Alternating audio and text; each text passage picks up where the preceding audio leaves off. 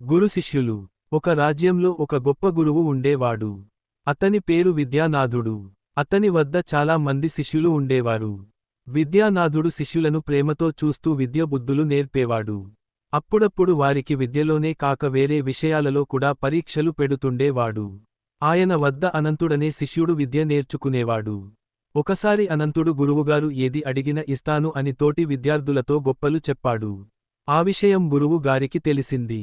అవి నేరేడు పండ్లు కాసే రోజులు కావు.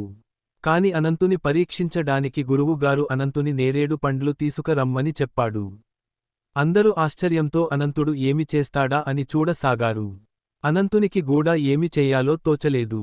గురువుగారు ఏది అడిగినా ఇస్తానని తోటివారితో చెప్పాడు. ఇప్పుడు గురువుగారు అడిగిన పండ్లు దొరికే రోజులు కావు. ఎలానా అని అనుకుంటుండగా అతనికి ఒక ఉపాయం తోచింది.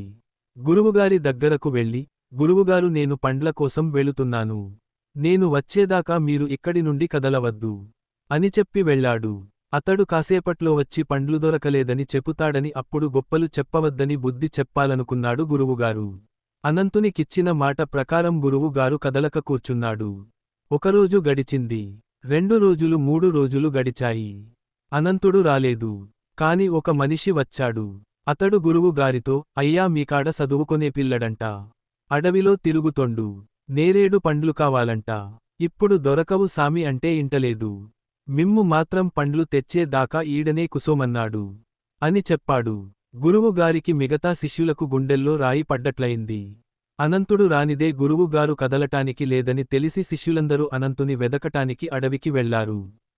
అనంతుడు కనిపించాడు కాని పండ్లు లేనిదే రానని చెప్పాడు. అప్పుడందరూ కలసి నచ్చచెప్పి గురువు దగ్గరకు తీసుకవచ్చారు. అనంతుడు వచ్చాడు కాబట్టి గురువు గారు కదలగలిగారు. అనంతుడు కూడా గురువు గారి ఆశీర్వాదంతో చదువు కొనసాగించాడు. నీతి: పిల్లలు గొప్పలు చెప్పకూడదు. పెద్దలు కూడా పిల్లలకు చేయలేని పనులు చెప్పకూడదు.